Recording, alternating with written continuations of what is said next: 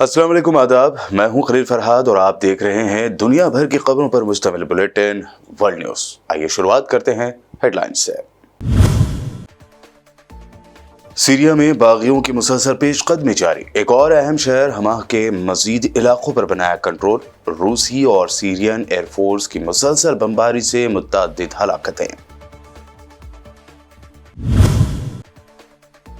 Israel ने Hezbollah के अहम रहनुमा सलमान जुमा को शहीद करने का किया दावा। इसराइली डिफेंस मिनिस्टर ने कहा, जंगबंदी हुई नाकाम तो हिजबुल्लाह और लेबनान हुकूमत में नहीं करेंगे कोई फर्क। पाकिस्तान के साबिक वज़ीर आज़म इमरान खान की बढ़ी मुश्किलें। दर्ज किया गया कत्ल का केस। जुल्फ़िकार भुट्टो के बाद कत्ल का मुकदमा दर्ज होने वाले बने दूसरे पाकिस्तानी वज़ीर आज़म। तेलंगाना के जिला मुलुग में आया 5.3 शिद्दत का ज़लज़ला। हैदराबाद में भी महसूस किए गए ज़लज़ले के झटके। करीब 20 सालों के बाद इतने तेज शिद्दत का ज़लज़ला किया गया महसूस।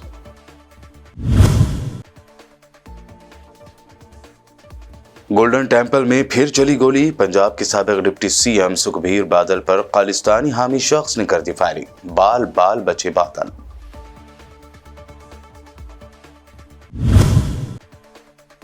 और यूपी के तशद्दुद शहर संभल के मुतासरीन से मुलाकात के लिए निकले राहुल और प्रियंका गांधी को पुलिस ने रोक दिया। राहुल गांधी के अकेले जाने की दरख्वास्त भी पुलिस इंतजामिया ने कर दी मुस्तरद। आइए अब देखते हैं खबरों की तफसील। हलब और इदलिब में सीरिया और रूस की मुसलसल बमबारी के दौरान सीरिया के बागियों ने हमा के मजीद इलाकों पर कंट्रोल का ऐलान कर दिया है। ये भी बताया गया है कि हया तहरीर अश-शाम और इत्तेहादी ग्रुपों ने मुतअद्दिद ड्रोन्स के जरिए हमा शहर के नॉर्थ में जबल ज़ैनुल आबिदीन के इलाके में सीरियन आर्मी के अस्करी रहनुमाओं के एक बड़े इज्तिमा को निशाना बनाया। सीरियन आर्मी की सफ़ों में हलाकतों और जख्मियों के बारे में इत्तलात हैं, ताहम सीरियन आर्मी ने इस मामले की मुकम्मल तरदीद की है। दूसरी जानिब सीरियन रशियन तैयारों ने हलब और इदलिब के इलाकों पर कई फिज़ाई हमले किए हैं।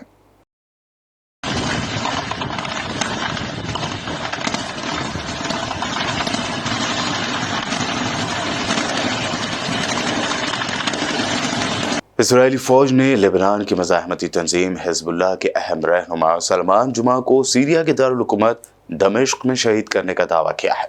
गैर मुल्की खबर रसा इदारे के मुताबिक इसराइली फौज ने दमिश्क में हिजबुल्लाह के अहम रहनुमा सलमान जुमा की शहादत का दावा किया है। सलमान जुमा शामी फौज में हिजबुल्लाह के नुमाइंदा ख़ुसूसी थे। अरब मीडिया पर इसराइली हमले में सलमान जुमा की शहादत के बाद एक तबाहशुदा कार भी सामने आई है। Israeli defence minister Israel cars ने लेबनानी हुकूमत को धमकी देते हुए कहा है कि अगर जंगबंदी नाकाम होती है तो इसराइल हिजबुल्लाह और लेबनानी रियासत में फ़र्क नहीं करेगा। इसराइल कार्स ने कहा कि जंगबंदी मुआहदे के मुकम्मल निफाज के लिए पूरी क़ुव्वत का इस्तेमाल करेंगे और इस हवाले से कोई नरमी दिखाई नहीं जाएगी। इसराइली डिफेंस मिनिस्टर ने मजीद कहा कि लेबनान को चाहिए कि अपनी आर्मी को जंगबंदी मुआहदे के निफाज की इजाज़त दे ताकि वो हिजबुल्लाह को दरियाए लितानी के पार रखे और इसका इंफ्रास्ट्रक्चर ख़त्म करे। अक़वाम मुत्तहिदा की जनरल असम्बली ने फ़लस्तीनी रियासत के क़याम और इसराइल से मकबूजा फ़लस्तीनी इलाकों से निकलने का मुतालबा कर दिया है। रिपोर्ट के मुताबिक अक़वाम मुत्तहिदा की जनरल असम्बली ने 2 रियासती हल के क़याम के लिए जून में बैनुल अक़वामी कॉन्फ्रेंस बुलाने का ऐलान भी किया। अक़वाम मुत्तहिदा की जनरल असम्बली ने 8 के मुकाबले में 157 वोटों से करारदाद को मंजूर कर लिया। वाज़ेह रहे कि अमेरिका और इसराइल ने इस करारदाद की मुखालफत की थी, जबकि 7 ममालिक ने वोटिंग में हिस्सा नहीं लिया था।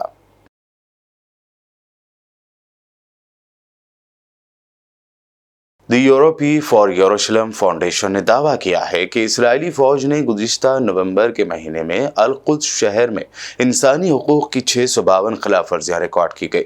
इन खिलाफ वर्जियों में सबसे आगे दरअंदाजी और छापों की तादाद के खिलाफ वर्जियों का 55% है, जबकि गिरफ्तारियों के वाक़यात का तनासुब करीब 10% रहा।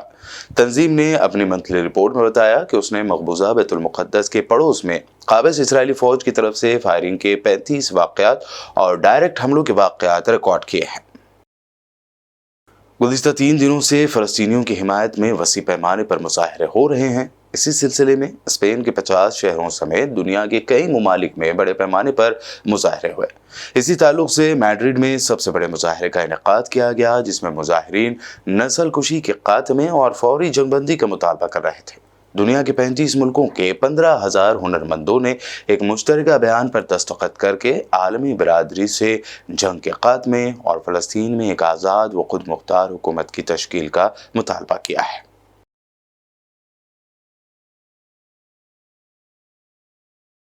पाकिस्तान की दारुल हुकूमत इस्लामाबाद में गुज़िश्ता हफ्ते PTI के एहतजाज के दौरान श्रीनगर हाईवे पर तेज़ रफ्तार गाड़ी की जद में आकर नीम फौजी दस्ते के अहलकारों की हलाकत के सिलसिले में साबिक़ पाकिस्तानी वज़ीर आज़म और PTI के बानी इमरान खान के खिलाफ कत्ल का केस दर्ज किया गया है। पाकिस्तान तहरीक इंसाफ यानी PTI ने इस एहतजाज को हतमी कॉल का नाम दिया था, जो 26 नवंबर को इस्लामाबाद के टी चौक पर हुआ। इमरान खान मुख्तलिफ केसेस के सिलसिले में गुज़िश्ता कई महीनों से अटियाला जेल में कैद है और साबिक़ PM जुल्फ़िकार अली भुट्टो के बाद अब वो पाकिस्तान के ऐसे दूसरे साबिक़ प्राइम मिनिस्टर बन गए हैं जिन पर कत्ल का मुकदमा दर्ज किया गया है। साउथ कोरिया के सदर योन सिक योल ने मुल्क में इमरजेंसी मार्शल लॉ नाफिज किया था, जिसे उन्होंने 6 घंटे के बाद मनसूख कर दिया है। सदर ने कौम से खिताब करते हुए कहा कि काबीना का इजलास जल्द बुलाया जाएगा और पार्लियामेंट में वोटिंग के बाद मार्शल लॉ को भी खत्म कर दिया जाएगा। जराये के मुताबिक साउथ कोरिया की कैबिनेट और कौमी असम्बली ने मार्शल लॉ खत्म करने की मंजूरी दे दी, जिसके बाद अब यहाँ पर हो रही रस्साकशी का दौर खत्म हो गया है। इससे पहले कई मकामात पर सिक्योरिटी फोर्स और अवाम के दरमियान एहतजाज के दौरान झड़पों की खबर सामने आई थी।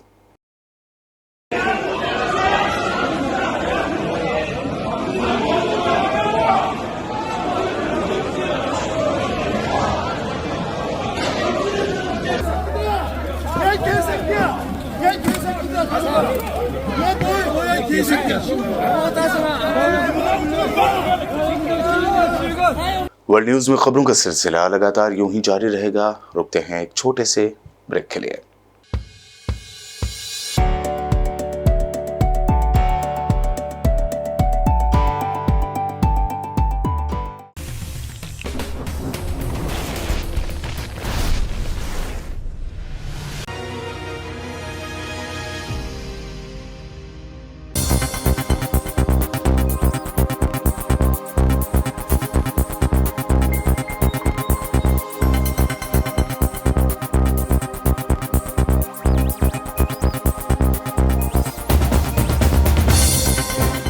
ब्रेक के बाद आगे बढ़ते हैं और अब देखते हैं अहम नेशनल न्यूज़। आज रियासत तेलंगाना में सुबह 7:27 पर 5.3 शिद्दत के ज़लज़ले ने खौफ की लहर दौड़ा थी। नेशनल सिस्मोलॉजिकल सेंटर के मुताबिक तेलंगाना के ज़िला मुलुगु में ये ज़लज़ला आया, जिसके झटके हैदराबाद में भी महसूस किए गए। इसका मरकज़ ज़मीन से 40 किलोमीटर गहराई में था। ज़लज़ले के इस झटके को महाराष्ट्र और छत्तीसगढ़ के कुछ इलाकों में भी महसूस किए जाने की खबर है। ज़लज़ले की वजह से किसी किस्म की जानी व माली बड़े नुकसान की इत्तला सामने नहीं आई है। ज़लज़ले का झटका इतना तेज़ था कि लोग जान बचाने के लिए अपने घरों से बाहर निकल आए। मकामी लोगों का कहना है कि ज़मीन थोड़ी देर तक हिलती रही, जिसे उन्होंने महसूस भी किया। कुर्सी पर बैठे लोग नीचे गिर गए।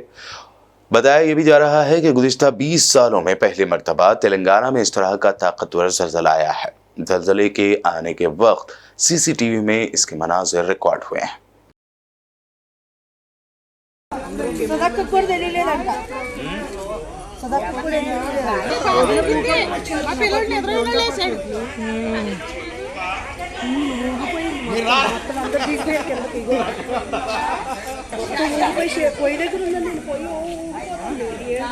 शिरोमणि अकाली दल के चीफ और साबिक deputy CM of Punjab Sukhbir Singh Badal पर गोल्डन टेम्पल के बाहर जानलेवा हमला किया गया। दरअसल गोल्डन टेम्पल के बाहर बैठे सुखबीर बादल पर नारायण चौरा नामी शख्स ने गोली चला दी, जिसे खालिस्तान हामी करार दिया जा रहा है। खबरों की माने तो नारायण चोरा पर पुलिस में कई केस दर्ज है। खालिस्तानी अस्करियत पसंद रह चुका नारायण काफी वक्त तक अंडरग्राउंड भी था। बहरहाल इस हमले में सुबीर बादल की जान बाल बाल बच गई है। गुरुद्वारे के बाहर खड़े कुछ लोगों ने ही मुलजिम को मौके पर दबोच लिया। समाजवादी पार्टी सुप्रीमो अखिलेश यादव ने लोकसभा में संभल वाकये के लिए पुलिस वालों को सीधे जिम्मेदार करार दिया और कहा कि उनके खिलाफ ऐसी कार्रवाई की जानी चाहिए कि फिर कभी कोई ऐसा ना करे। साथ ही उन्होंने बीजेपी को इसके पीछे अहम साजिश करने वाले करार दिया। अखिलेश यादव ने यह भी कहा कि पुलिस वालों ने 5 मासूम नौजवानों की जान ले ली है। 24/11/2024 यानी अगले दिन सुबह को दोबारा सर्वे किया जाएगा। शाही जामा मस्जिद कमेटी और अधिवक्ता ने कहा कि इस सर्वे तो मुकम्मल हो चुका है, अब दूसरे सर्वे की क्या आवश्यकता है। कोर्ट के आदेश का हमने पालन कर दिया। अगर दूसरे सर्वे कराना है तो दोबारा आदेश करवाएं। कोर्ट के आदेश के बाद हम दोबारा सर्वे करा देंगे। लेकिन जिलाधिकारी संभल और पुलिस अधीक्षक संभल ने कोई सुनवाई नहीं की और तानाशाही दिखाते हुए सुबह के वक्त से पहले शाही जामा मस्जिद आ गए। शाही जामा मस्जिद कमेटी और मुस्लिम समाज के लोगों ने फिर भी धैर्य रखा और दोबारा सर्वे के लिए अंदर ले गए। सर्वे के दौरान करीब 1.5 घंटा बाद जब जनता को सूचना मिली तो वो इकट्ठा होना शुरू हो गए। लोगों ने सर्वे का कारण जानना चाहा तो सर्किल ऑफिसर ने उनके साथ गाली गलौज की और लाठीचार्ज करवाकर बुरी तरह जख्मी कर दिया। इसका विरोध करते हुए चंद लोगों ने पत्थर चलाए, जिसके बदले में पुलिस के सिपाही से लेकर के अधिकारियों तक ने अपने सरकारी और प्राइवेट हथियारों से गोलियां चलाई, जिसका वीडियो रिकॉर्डिंग है, जिसके एवज में दर्जन लोग गोलियों से घायल हो गए हैं। 5 मासूमों जो कि अपने घर से सामान लेने के निकले थे, उनकी मृत्यु हो गई। संभल का माहौल बिगाड़ने में संभल का माहौल बिगाड़ने में याचिका दायर करने वाले लोगों के साथ पुलिस और प्रशासन के लोग जिम्मेदार हैं। इनको निलंबित किया जाना चाहिए और हत्या का मुकदमा चलाया जाना चाहिए, जिससे कि लोगों को इंसाफ मिल सके और आने वाले समय में कोई इस प्रकार की संविधान के खिलाफ और गैर कानूनी घटना को अंजाम न दिया जा सके। अध्यक्ष महोदय, ये लड़ाई दिल्ली और लखनऊ की है। नो प्लीज कभी दिल्ली पहुंचे थे जिस रास्ते, वही लखनऊ वाले उसी रास्ते पहुंचना चाहते हैं। उज्जर रमन सिंह जी 2 मिनट बोल रहे, आप 1 मिनट बोल रहे हैं। हो गया विषय आपका अखिलेश जी विषय हो गया आपका। लोकसभा में अपोजिशन लीडर राहुल गांधी और वायनाड से एमपी प्रियंका गांधी वाड्रा उत्तर प्रदेश के इलाके संभल के तशद्दुद से मुतासर नौजवानों के अफराद खानदान से मुलाकात के लिए जा रहे थे, ताहम पुलिस ने उन्हें गाजियाबाद बॉर्डर पर रोक लिया। इस दरमियान राहुल गांधी और प्रियंका गांधी को नोटिस दिया गया है। पुलिस ने राहुल और प्रियंका से कहा कि चूंकि संभल में BNS की दफा 163 लागू है और इंतजामिया ने इम्तना आयद कर रखा है, ऐसे में वहां वो नहीं जा सकते। राहुल गांधी ने पुलिस से दरख्वास्त भी की कि कम से कम उन्हें अकेले संभल जाने दे। अगर आप नहीं चाहते कि मैं अपनी गाड़ी में जाऊं तो आप अपनी गाड़ी में लेकर चलिए। हालांकि पुलिस ने अभी तक इसकी परमिशन नहीं दी है।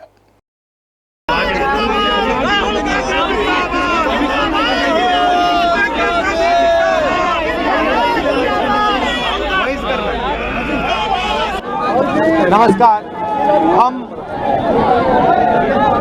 संभल जाने की कोशिश कर रहे हैं। पुलिस मना कर रही है, अलाउ नहीं कर रही है। एज LOP मेरा अधिकार बनता है कि मैं जा सकता हूं, मगर तब भी वो मुझे रोक रहे हैं। मैंने कहा है कि मैं अकेला जाने को तैयार हूं, पुलिस के साथ जाने को तैयार हूं, मगर उन्होंने वो भी बात एक्सेप्ट नहीं की और अब कह रहे हैं कि कुछ दिनों में अगर हम वापस आएंगे तो फिर वो हमें जाने देंगे। ये एक्चुअली जो LOP के अधिकार हैं उसके खिलाफ है। मुझे अलाउ करना चाहिए। कॉन्स्टिट्यूशन है ना, हम तुम्हारे साथ, ये कॉन्स्टिट्यूशन के खिलाफ है। हम सिर्फ संभल जाना चाहते हैं, देखना चाहते हैं वहाँ क्या हुआ, लोगों से मिलना चाहते हैं, मगर हमारा जो कॉन्स्टिट्यूशनल अधिकार है, मेरा जो कॉन्स्टिट्यूशनल अधिकार है, उसको मुझे दिया नहीं जा रहा है। तो यही है नया हिंदुस्तान है, कॉन्स्टिट्यूशन को ख़त्म करने का हिंदुस्तान है, अंबेडकर जी के कॉन्स्टिट्यूशन को ख़त्म करने का हिंदुस्तान है। अगर हम लड़ते रहेंगे। धन्यवाद। देखिए, जो संभल में हुआ है वो गलत है। राहुल जी नेता प्रतिपक्ष हैं, उनके संवैधानिक अधिकार होते हैं, वो बाकी लोगों से अलग होते हैं, उनको रोका नहीं जा सकता इस तरह से। उनका संवैधानिक पद है, संवैधानिक अधिकार है कि उनको अलाउ किया जाए कि वो पीड़ितों से मिलने जाएं। उन्होंने ये भी कहा कि मैं अकेला चले जाऊंगा, यूपी की पुलिस के साथ मैं अकेला चले जाऊंगा, मुझे अकेला ले जाइए। वो भी करने के लिए तैयार नहीं है। पुलिस वालों के पास कोई जवाब नहीं है। शायद उत्तर प्रदेश की स्थिति क्या ये है कि आप इतना भी नहीं संभाल सकते, तो फिर आप इतना गर्व से क्यों कहते हैं कि लॉ एंड ऑर्डर आपने संभाल रखा है UP? BJP leader Devendra Fadnavis के महाराष्ट्र के सीएम के तौर पर मोहर लग गई है। आज हुई महायुति की अहम मीटिंग में इस बात का फैसला लिया गया। इस मीटिंग में एकनाथ शिंदे और अजित पवार को महाराष्ट्र का डिप्टी सीएम बनाने पर भी इत्तेफाक जाहिर किया गया है। इस फैसले के बाद अब देवेंद्र फडणवीस अपने हामी एमएलएज के नामों के साथ महाराष्ट्र के गवर्नर से मिलकर हुकूमत बनाने का दावा पेश कर रहे हैं। खबर है कि महाराष्ट्र के आज़ाद मैदान में 5 दिसंबर को हलफ बर्दारी तकरीब मुनक्कद की जाएगी, जिसमें सीनियर बीजेपी लीडर्स मौजूद रहेंगे। कांग्रेस के राज्यसभा रुकन नासिर हुसैन ने ऐवान में पूछा कि बीजेपी ये बताए कि नरेंद्र मोदी अडानी ग्रुप के बिजनेस प्रमोटर हैं या ब्रांड एम्बेसडर। वो जिस भी मुल्क जाते हैं वहां अडानी ग्रुप को कॉन्ट्रैक्ट मिल जाता है। सारे पूरा हिंदुस्तान जानना चाहता है कि प्रधानमंत्री पूरी दुनिया भर में घूमते हैं, क्या हमारी देश के ब्रांड एम्बेसडर हैं या अदानी ग्रुप ऑफ कंपनीज के बिजनेस प्रमोटर हैं, ये जानना चाहते हैं हमारे। मैं आपको बता देना चाहता हूँ, मोदी जी बांग्लादेश जाते हैं, वहाँ अदानी को कॉन्ट्रैक्ट मिलता है। मलेशिया में जाते हैं, वहाँ कॉन्ट्रैक्ट मिलता है। इजराइल, सिंगापुर, नेपाल, तंजानिया जाते हैं, वहाँ कॉन्ट्रैक्ट मिलते हैं। श्रीलंका में तो सीनियर अधिकारी ने पार्लियामेंट्री पैनल को कहा कि हमारे देश के प्रधानमंत्री उनके प्रेसिडेंट को फोन करके रिकमेंडेशन करने का काम किया था। ये बात और है कि उसको फोन करके वापस लेना दिया गया है। कांग्रेस लीडर प्रमोद तिवारी ने आज राज्यसभा में डिप्टी स्पीकर से दरख्वास्त की कि वो बीजेपी हुकूमत से कहे कि किसानों से किए गए वादों को पूरा करे। साथ ही उन्होंने बीजेपी सरकार को किसानों की दुश्मन भी करार दिया। प्रमोद तिवारी 1 मिनट। सर, धरती का भगवान अन्नदाता, उसके ऊपर लाठियां चल रही हैं। उससे जो वादा न्यूनतम समर्थन मूल्य का किया गया था वो नहीं पूरा हुआ। उससे जो कहा गया था देने के लिए कुछ नहीं किया गया। ये सरकार किसानों की दुश्मन है और हमारी आवाज को किसानों, अच्छा ठीक है न्यूनतम समर्थन मूल्य दे और आज हमारी आवाज को तो ऊपर से संवैधानिक पदों पर बैठे हुए लोग भी बल दे रहे हैं। सर, हम आपको धन्यवाद देते हैं कि आपने हमारी आवाज को उठाया है, इसके लिए हम कृतज्ञता अर्पित करते हैं। पर इस सरकार को निर्देश दीजिए कि ये जो वायदे किए थे वो पूरा करें, खास तौर से न्यूनतम समर्थन मूल्य के लिए। हम इनसे जवाब चाहते हैं। जो 700 किसान शहीद हुए। डॉक्टर अशोक कुमार। और अब आखिर में हेडलाइंस पर डालते हैं एक और नजर। सीरिया में बागियों की मुसलसल पेशकदमी जारी। एक और अहम शहर हमा के मजीद इलाकों पर बनाया कंट्रोल। रूसी और सीरियन एयरफोर्स की मुसलसल बमबारी से मुतअद्दिद हलाकतें। इसराइल ने हिजबुल्लाह के अहम रहनुमा सलमान जुमा को शहीद करने का किया दावा। इसराइली डिफेंस मिनिस्टर ने कहा, जंगबंदी हुई नाकाम तो हिजबुल्लाह और लेबनान हुकूमत में नहीं करेंगे कोई फर्क। पाकिस्तान के साबिक वज़ीर आज़म इमरान खान की बढ़ी मुश्किलें। दर्ज किया गया कत्ल का केस। जुल्फ़िकार भुट्टो के बाद कत्ल का मुकदमा दर्ज होने वाले बने दूसरे पाकिस्तानी वज़ीर आज़म। तेलंगाना के जिला मुलुग में आया 5.3 शिद्दत का ज़लज़ला। हैदराबाद में भी महसूस किए गए ज़लज़ले के झटके। करीब 20 सालों के बाद इतने तेज शिद्दत का ज़लज़ला किया गया महसूस।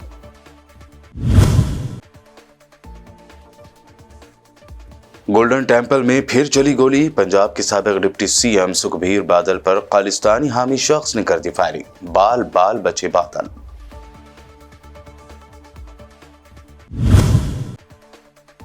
और यूपी के तशद्दुद शहर संभल के मुतासरीन से मुलाकात के लिए निकले राहुल और प्रियंका गांधी को पुलिस ने रोक दिया।